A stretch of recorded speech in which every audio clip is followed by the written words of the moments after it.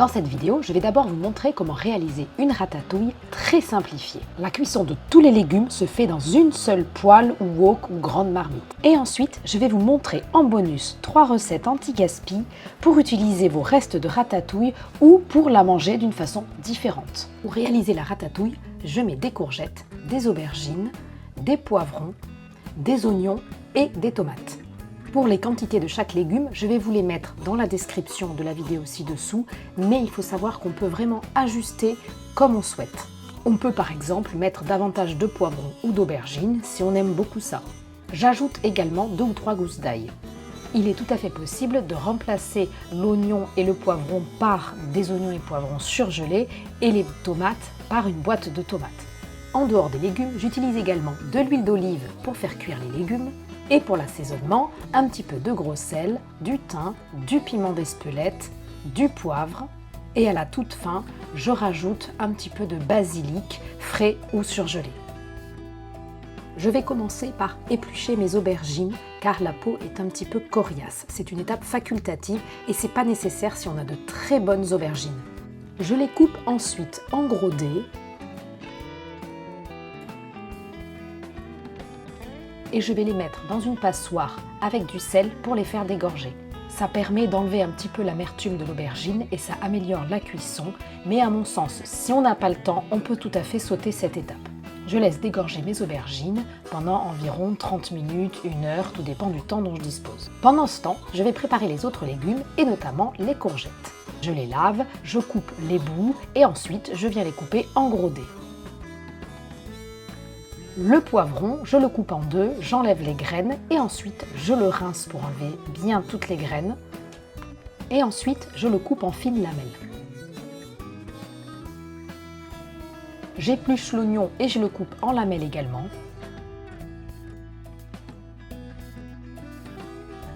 Je lave les tomates et ensuite je les coupe en gros morceaux.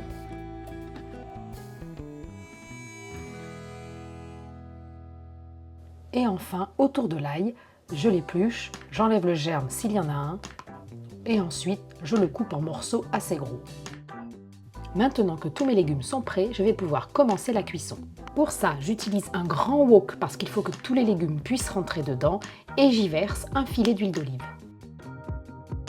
Une fois que ma poêle est chaude, je verse les courgettes en premier. Je vais les faire dorer sur feu vif pendant quelques minutes en les tournant de temps en temps. Une fois qu'elles ont commencé à dorer, j'ajoute les aubergines. Je reste sur feu vif et pareil, je remue de temps en temps. Il ne faut pas que ça accroche ou que ça brûle, mais il faut quand même que ça puisse dorer, donc il ne faut pas remuer tout le temps non plus.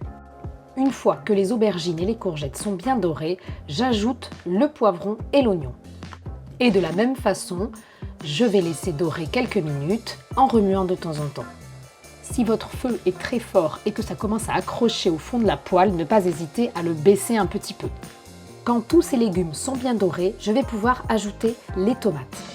C'est le légume qu'on ajoute en dernier car comme elles rendent beaucoup d'eau, ça ne peut plus dorer à partir du moment où elles sont dans la poêle. Je remue le tout et je vais ensuite pouvoir assaisonner. Je mets les morceaux d'ail, le sel. Attention au sel, ne pas en mettre trop si vous avez déjà fait dégorger les aubergines dans du sel car du coup elles sont déjà assez salées. Le piment d'Espelette, le thym et le poivre. Je mélange bien le tout. On va ensuite laisser mijoter pendant très longtemps à feu moyen ou bas, suivant la puissance de votre feu, et on va remuer de temps en temps pour ne pas que ça accroche au fond de la poêle. Pour ma part, je laisse mijoter très longtemps car je trouve que c'est ce qui apporte le goût à la ratatouille. Je laisse mijoter environ 3/4 d'heure à 1 heure minimum. Je peux bien évidemment goûter au fur et à mesure, c'est l'avantage de la cuisson dans un wok. À la fin de la cuisson, on peut ajouter du basilic. Et c'est généralement à ce moment-là que je goûte pour rectifier si besoin l'assaisonnement. Et voilà, la ratatouille est prête. C'est un plat qui est vraiment excellent pour la santé. C'est parfait en été car c'est plein de bons légumes de saison et ça va avec tout. Des œufs, du riz, des pâtes, des grillades, de la viande, du poisson, etc. On peut en faire de grandes quantités à l'avance en mode batch cooking et ensuite la décliner en plein de plats différents. C'est ce que je vous propose dans cette deuxième partie de vidéo puisque je vais vous donner 3 recettes différentes qu'on peut faire avec de la ratatouille. Et on va commencer par le flan niçois. Je commence par faire préchauffer mon four à 180 degrés sur chaleur traditionnelle. Dans un saladier, je mets 4 œufs,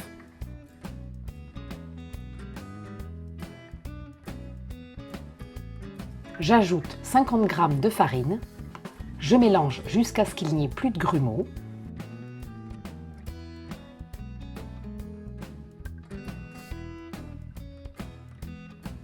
Je verse 50 centilitres de lait. J'utilise pour ma part du lait demi-écrémé. Je mélange. Je mets un petit peu de sel. Attention à ne pas trop saler car il va y avoir des olives noires et la ratatouille est déjà salée. Je mets également un peu de poivre. J'ajoute mon reste de ratatouille. Là, j'en ai mis environ 800 g. Après, on peut mettre plus ou moins selon ce qui nous reste. Je mélange délicatement.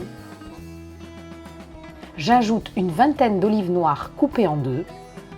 Je mélange de nouveau pour que les olives se répartissent bien dans la préparation. Et je verse ma préparation dans un moule à clafoutis. Là, j'ai utilisé un moule rond en silicone pour ne pas avoir besoin de beurrer et de fariner un plat. Mon clafoutis est maintenant prêt à être enfourné. Je vais le faire cuire entre 30 et 35 minutes à 180 degrés. Pour vérifier si c'est cuit, je plante un couteau dans mon plat et ça doit ressortir sec. Et ensuite, je vais pouvoir démouler mon clafoutis sur une assiette. Voilà, le démoulage est presque parfait. Il y a juste un petit bout qui s'est enlevé. Ce clafoutis est délicieux quand il est bien froid. Il faut donc le mettre au frigo avant de le déguster. Et maintenant, voici ma recette de tartine de ratatouille et fromage. L'idée, c'est de prendre du pain, de le frotter à l'ail, de le faire dorer dans de l'huile d'olive, puis on y ajoute de la ratatouille et enfin le fromage de son choix. Je commence par couper des tranches de pain de campagne. J'épluche une gousse d'ail et je vais venir frotter mon pain avec cette gousse d'ail. Je frotte chaque face de mes tartines en insistant bien sur la partie où il y a la croûte car c'est là que l'ail s'imprègne le mieux dans le pain. Si on n'a pas envie de s'en mettre plein les doigts, on peut aussi utiliser une fourchette et on va piquer l'ail avec et ensuite on va venir frotter le pain.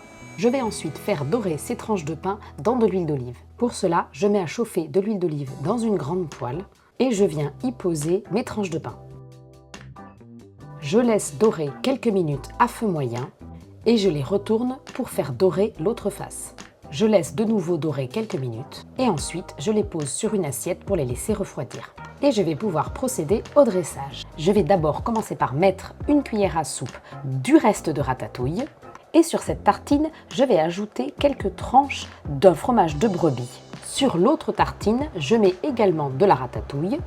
Mais cette fois, je vais ajouter une cuillère de fromage de chèvre frais. Comme je le disais au début en présentant cette recette, on peut vraiment mettre le fromage de son choix et donc il ne faut pas hésiter à varier les plaisirs. On peut rajouter du basilic sur le dessus si on en a. Pour que ce soit encore meilleur, je conseille de les faire réchauffer au four juste avant de passer à table.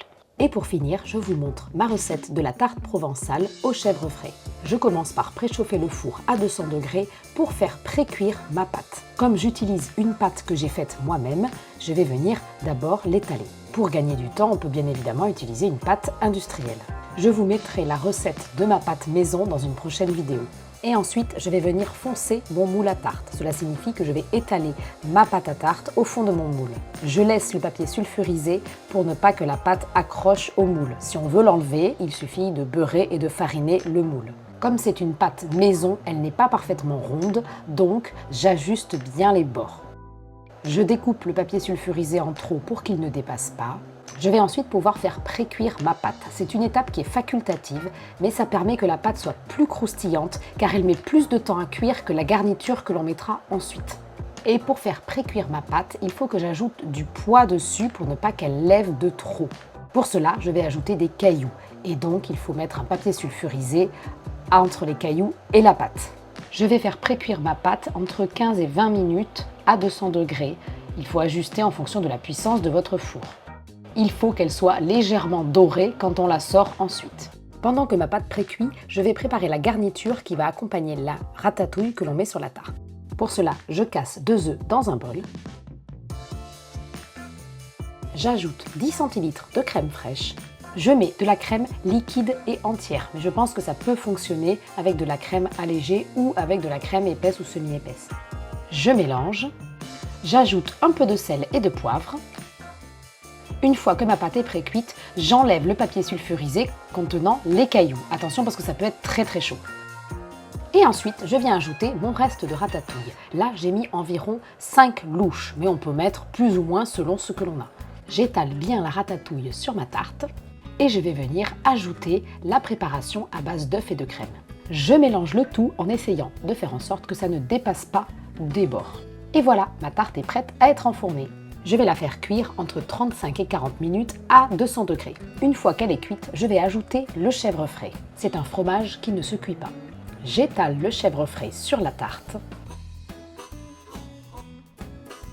et je rajoute un peu de basilic. Si on le souhaite, on peut mettre la tarte à réchauffer au four quelques minutes pour que le fromage fonde. Cette tarte est encore meilleure quand on la mange tiède. J'espère que ces recettes vous ont plu et venez me dire en commentaire laquelle vous avez préférée.